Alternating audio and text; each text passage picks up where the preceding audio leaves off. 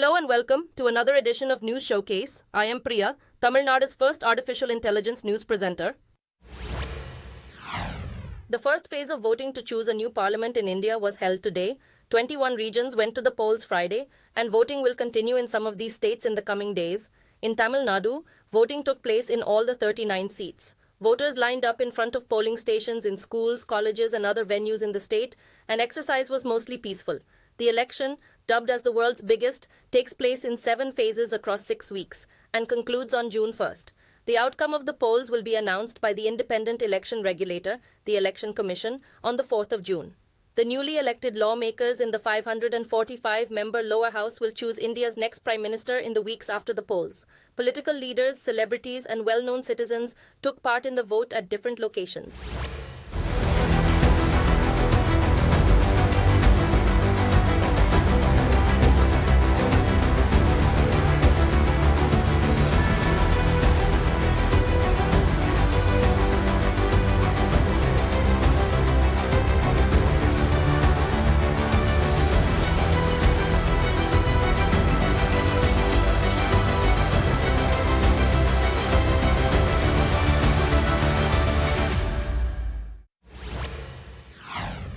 Reports from the tiny northeastern state of Manipur said a gun battle broke out near a polling booth.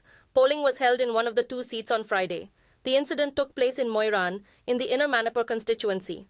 On Wednesday, security forces conducted marches in the state to assure the people that it was safe to come out and vote in the national elections.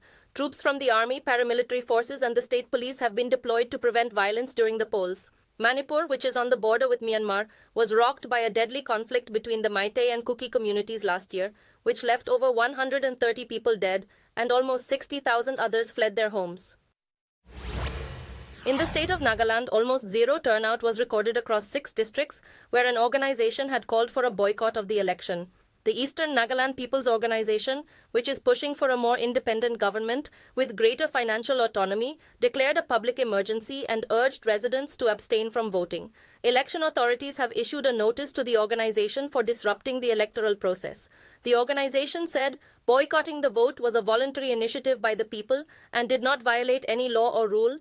It issued a similar call during the last state elections, but it was withdrawn after assurances from the federal government. The northeastern state has 1 seat in parliament, held by the Nationalist Democratic Progressive Party, which is an ally of the BJP. The Chief Minister of Delhi, who has been jailed on corruption charges, has sought insulin medication to control his diabetes. In a petition, Arvind Kejriwal urged the Rouse Avenue Court to direct authorities at the jail to supply the medication. His Aam Aadmi Party made a sensational claim when it said the medication being denied to him by the investigator was a conspiracy to kill him. Kejriwal was arrested in March by the Enforcement Directorate on charges that his government accepted bribes when it made contracts with liquor companies based in some southern states. His former deputy Manish Sisodia was the first high-profile politician to be arrested in the case. Kavita, another high-ranking politician from Telangana, was also linked to the bribe charges before she was taken into custody. Media reports said an Israeli missile has struck Iran, but it did not cause any major damage. The missile was fired at the province of Isfahan and explosions were heard, but it is not clear what was targeted. Several nuclear facilities, a large airbase, and a significant missile manufacturing complex are located in the province. The International Atomic Energy Agency, the world's nuclear watchdog, has stated that nuclear sites were not hit, and Iranian media has not reported any direct effects from the strike.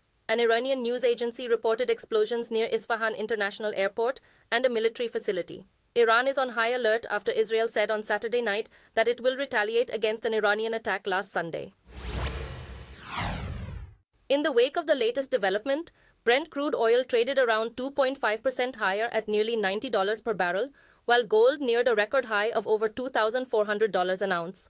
Stock indexes in Asia also fell, amid concern that the escalating Middle East conflict could disrupt oil supplies, causing global ripple effects as many countries heavily rely on oil for fuel production. Fuel and energy prices have significantly contributed to the worldwide rise in the cost of living in recent years. Gold is viewed as a safe investment during uncertain times. The ongoing tensions have already impacted shipping in the Strait of Hormuz, a vital route for about 20% of the world's total oil supply. Iran, the world's 7th largest oil producer and 3rd largest OPEC member, is significantly affected.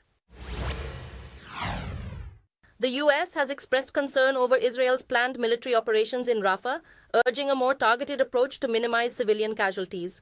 The US vetoed a UN resolution for full member status for Palestine, insisting on a negotiated settlement with Israel. Defense Secretary Lloyd Austin and his Israeli counterpart Yoav Gallant discussed regional threats, Iran's destabilizing actions, and the importance of humanitarian aid to Gaza.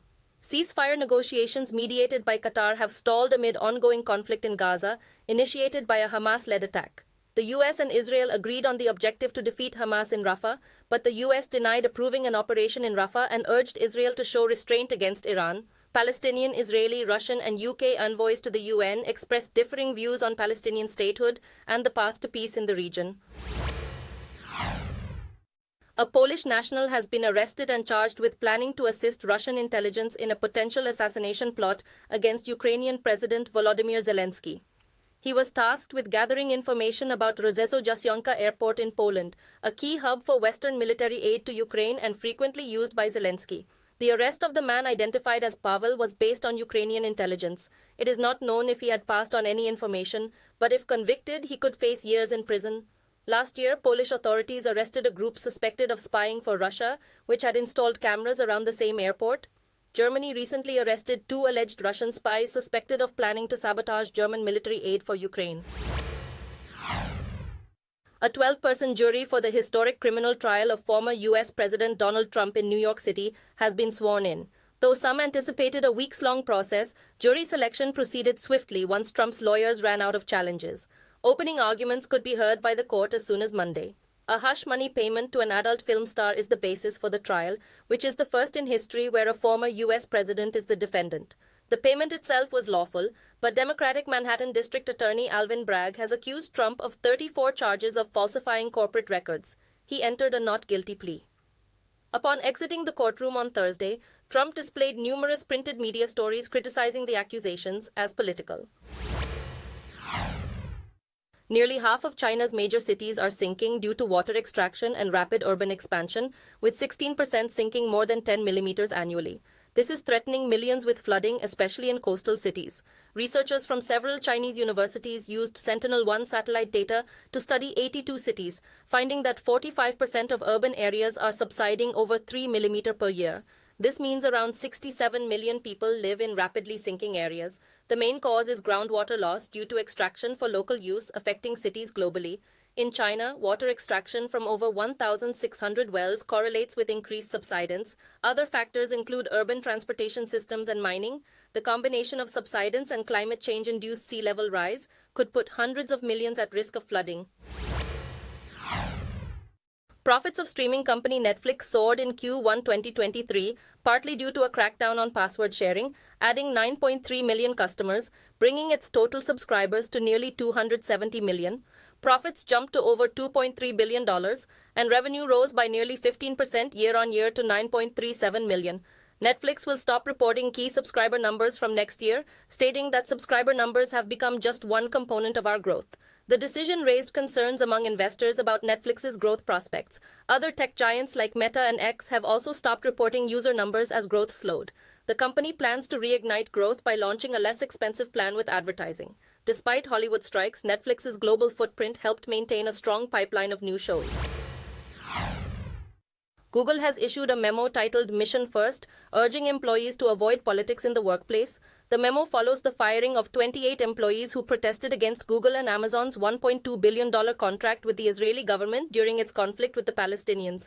The organization No Tech for Apartheid claimed the workers were fired indiscriminately. Google confirmed the dismissals and emphasized that it is a business and not a personal platform for disruptive debates or politics. It stressed the company's role as an objective and trusted information provider serving global users.